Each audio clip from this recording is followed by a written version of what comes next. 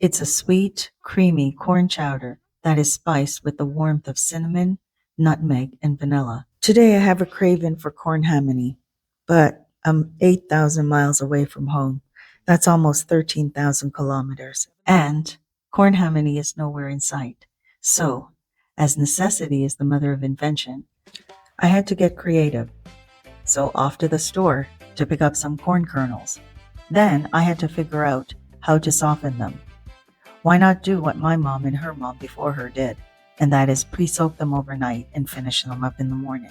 But there's one other problem. Traditionally, the corn is beaten in the mortar to reduce the cooking time, but more importantly, to get the hard outer casing off of the dried kernels. Well, since we're not in the village, I have to use my best friend. To do this part, I decided to soak the kernels overnight in hot water so that it wouldn't destroy my blender. And voila, not bad. Next, while I was on the hunt for corn kernels, I came across fresh maize kernels ready to go. The idea popped into my head. Why not make a 3-corn hominy? Why not? This would satisfy my corn cravings for a few weeks.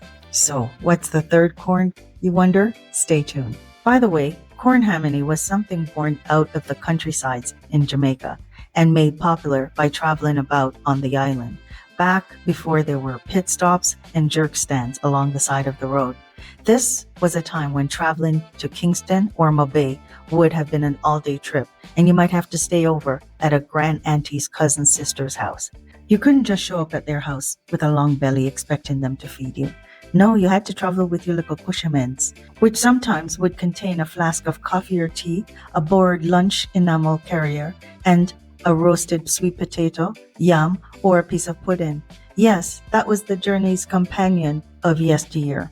But of all these things, the prize was the corn hominy, which you had to make sure that it sat straight up on your lap or between your feet while you're bopping along on the countryside in the country bus.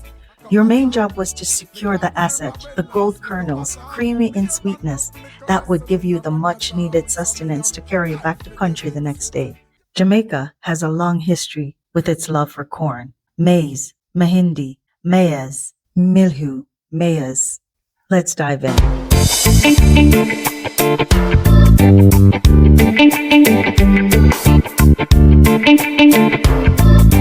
Today we're talking about corn, maize, and how a crop that is not originally African became one of the most dominant foods across the entire continent, from Uganda to Nigeria, from Kenya to Ghana. You've eaten it your whole life. You probably didn't think twice about it. But the food on your plate, it tells a story. And part of that story is colonialism.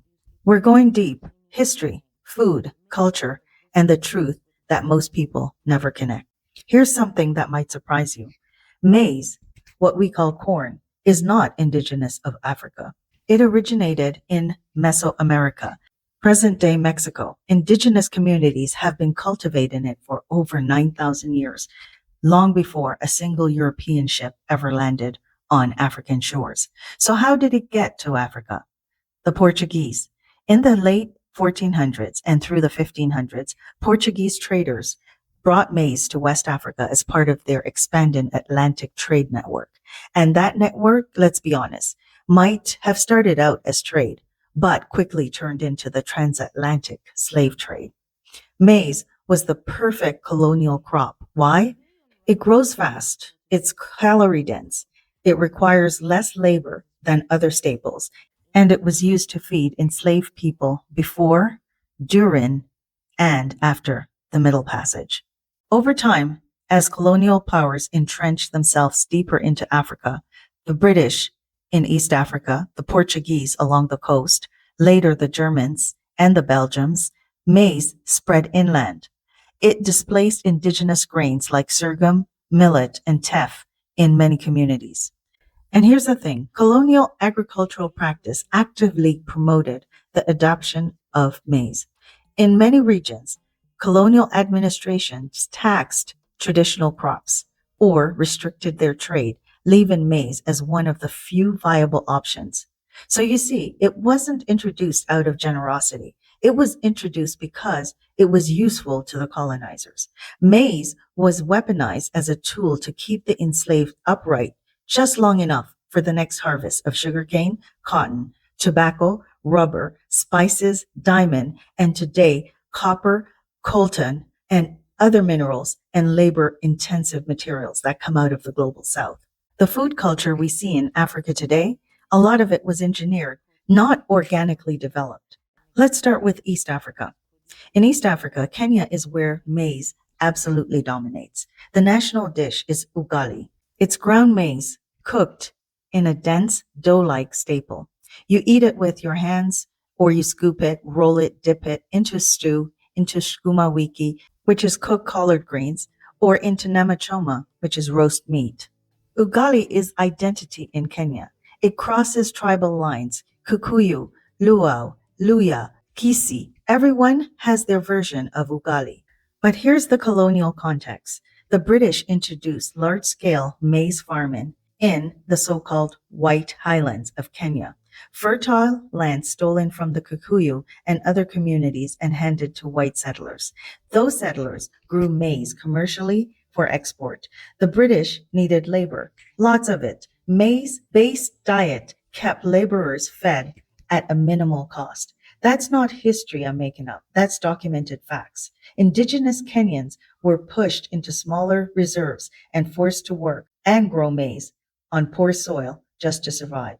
This was the playbook used in Uganda, Tanzania, Zambia, Zimbabwe, right across all of Africa. Tanzania has makande, a hearty mix of maize kernels boiled with beans and sometimes coconut milk. Uganda, pusho. Pusho is maize flour cooked with water into a thick, stiff porridge, eaten with beans, groundnut stew, or smoked fish.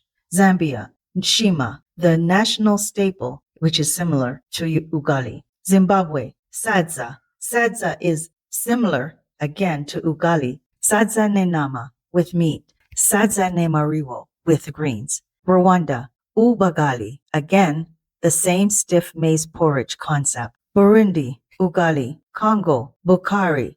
These are all corn-based staple that is an intrinsic part of the diet here in East Africa.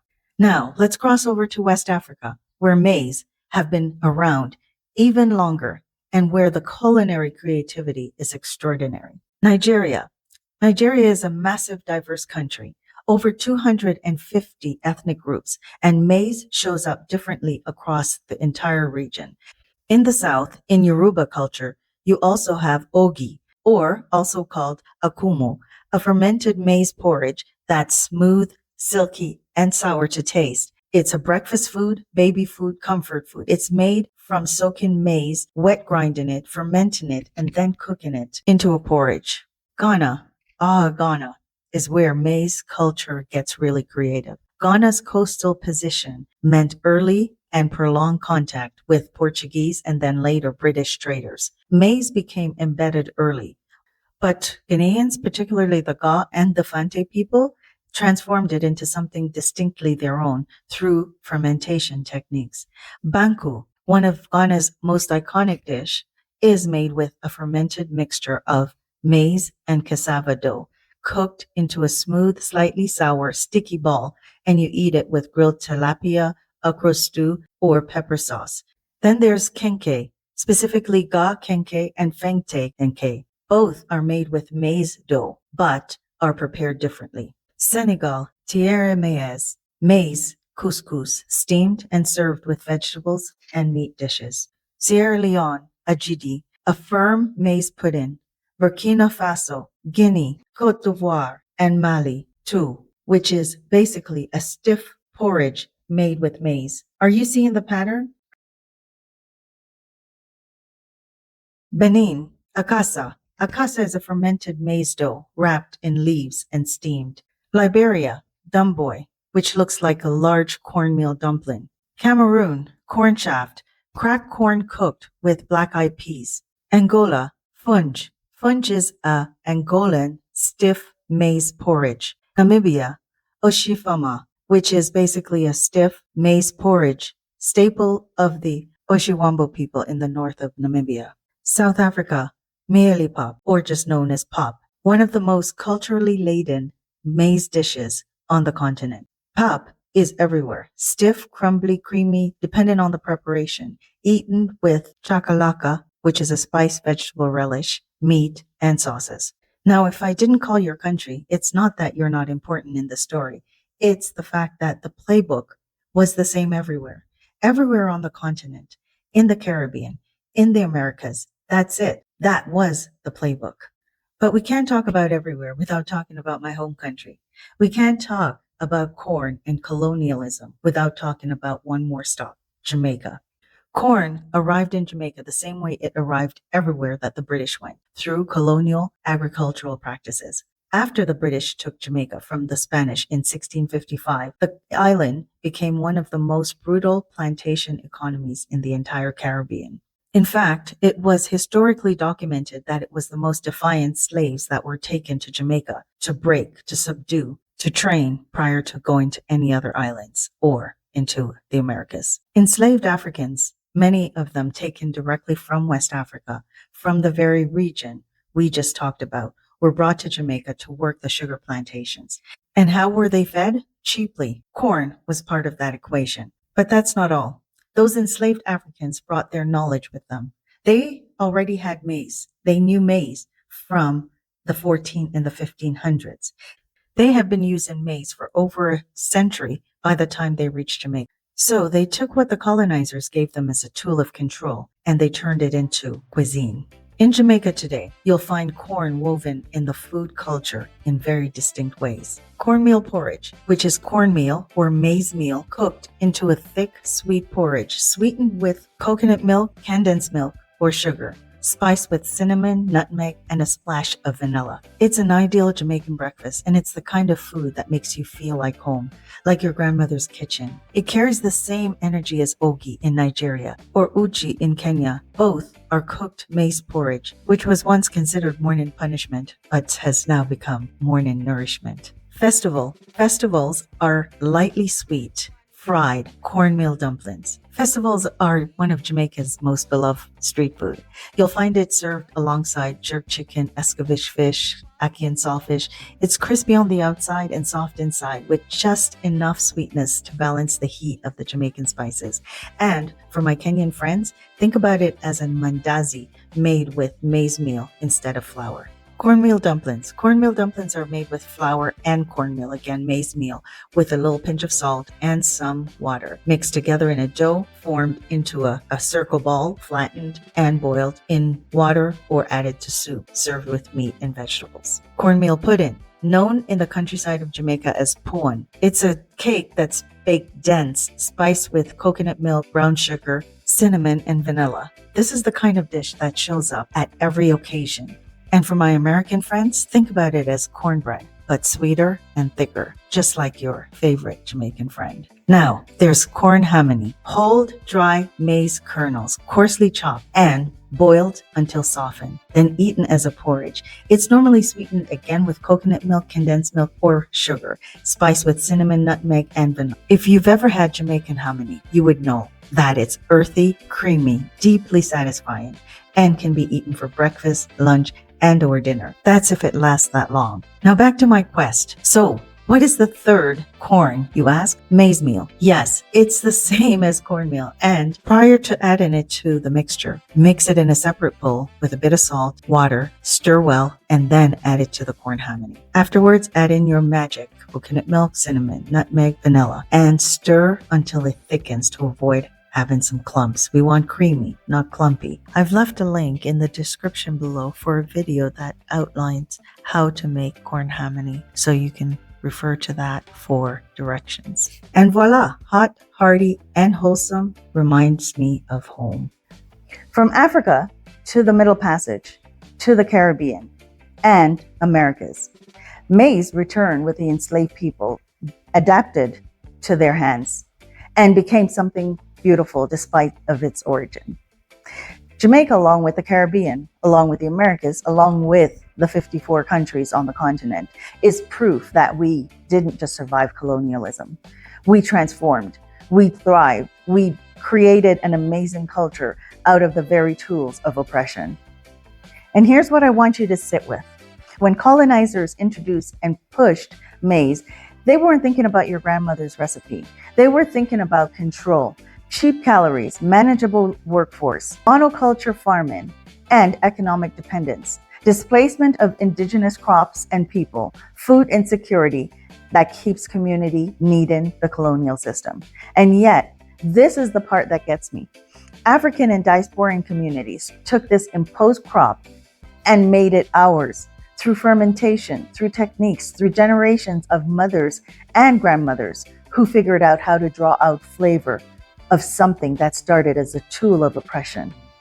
Banku, ugali, kenke, oji, pap, posho, makandi, cornbread, corn hamony.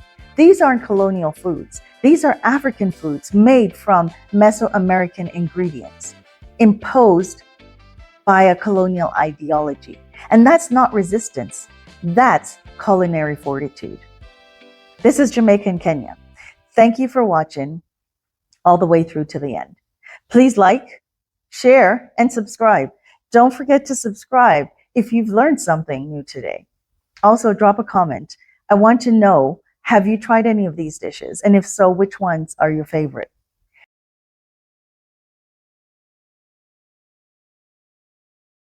It's your Jamaican friend living in Kenya. I'll see you in the next one.